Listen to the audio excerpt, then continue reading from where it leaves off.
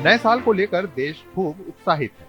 हालांकि corona virus के प्रकोप और उसके नए स्वरूप के मामले सामने आने के बाद सरकार और प्रशासनिक स्तर पर नए वर्ष के आयोजनों को लेकर सख्ती बरती जा रही है। कार्यक्रम के आयोजकों को स्पष्ट किया गया है कि किसी भी किस्म की लापरवाही के जिम्मेदार वह खुद होंगे। कहीं युवाओं को शराब न देने का निर्देश जारी किया गया है, तो कहीं लॉकडाउन और नाइट कर्फ्यू की समयावधि भी बढ़ा दी गई। आइए जानते हैं कि कौन से राज्य ने कोरोना के मद्देनजर नए साल पर क्या क्या पाबंदियां लगाई। पंजाब सरकार ने 1 जनवरी से रात में लगने वाला कर्फ्यू समाप्त करते हुए लोगों से कोविड-19 के दिशा निर्देशों का पालन करने का अनुरोध किया है। इस आशय की जानकारी देते हुए आधिकारिक प्रवक्ता ने बताया कि रात को कर्फ्यू से जुड़ी पाबंदियां सभी शहरों और कस्बों में 31 दिसंबर तक प्रभावी होंगे। नए साल के मद्देनजर उत्तर प्रदेश में सरकार ने कहा है कि जिले में कोई भी कार्यक्रम करने के लिए जिलाधिकारी या कमिश्नर से परमिशन लेनी होगी। परमिशन देते समय ही अधिकारी आयोजक का नाम, पता, नंबर और आमंत्रित लोगों की अनुमानित संख्या भी पूछ लेंगे। मुख्य सचिव आर के तिवारी द्वारा जारी आदेश में कहा गया है कि आयोजकों से स्पष्ट कर दिया जाए कि कोविड प्रोटोकॉल का पूर्णतः पालन होना चाहिए। किसी भी अनहोनी की स्थिति में जिम्मेदारी उन्हीं की होगी। आदेश में कहा गया है कि कार्यक्रम में मास्क, सैनिटाइजर का इंतजाम रखने के साथ ही सोशल डिस्टेंसिंग का भी पालन किया जाएगा। दिल्ली आपदा प्रबंधन प्राधिकरण ने दिल्ली में रात में कर्फ्यू लगा दिया है। सार्वजनिक स्थान पर 5 से अधिक व्यक्ति इकट्ठा नहीं हो सकते। वहीं कोई नए साल में जश्न का कार्यक्रम नहीं होगा।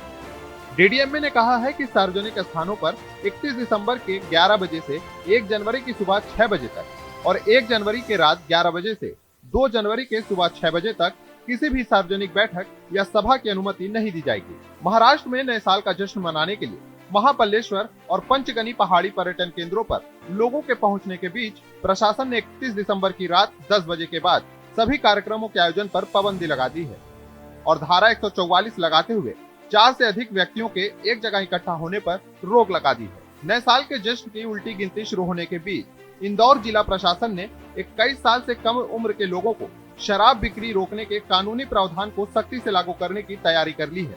मध्य प्रदेश आबकारी अधिनियम 1915 के प्रावधानों के मुताबिक 21 वर्ष से कम उम्र के लोगों को लाइसेंसी दुकानों से देसी विदेशी शराब या अंगूर से बनी मदिरा ना तो बेची जा सकती है, न ही उन्हें यह नशीला पदार्थ परोसा जा सकता है। छत्तीसगढ़ में कोरोना वायरस संक्रमण के बढ़ते मामलों को देखते हुए शासन ने नए वर्ष के दौरान कार्यक्रमों का आयोजन खुले स्थान में नहीं करने का निर्देश जारी किया है।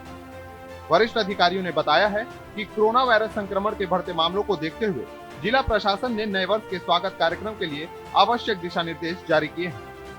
उन्होंने बताया है कि दिशा निर्देश में कहा गया है कि 31 दिसंबर को नववर्ष स्वागत के लिए कार्यक्रम का आयोजन खुले और सार्वजनिक स्थान में न किया जाए।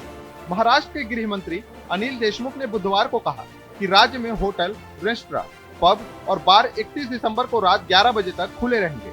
उन्होंने बताया कि सार्वजनिक स्थानों पर 5 या ज्यादा लोगों के जमावड़े पर प्रतिबंध रहेगा, लेकिन दवा खरीदने और रिश्तेदारों, दोस्तों के घर जाने के लिए बाहर निकलने पर पाबंदी नहीं होगी। कोरोना वायरस के प्रकोप के कारण लागू दिशा निर्देशों और इंग्लैंड में वायरस के नए स्वरूप का पता लगने से इस साल गोवा में नववर्ष का जश्न और पार्टियों के फीका रहने के आसार हैं। इंग्लैंड में वायरस के नए स्वरूप के सामने आने के बाद उड़ानें प्रभावित हुई हैं।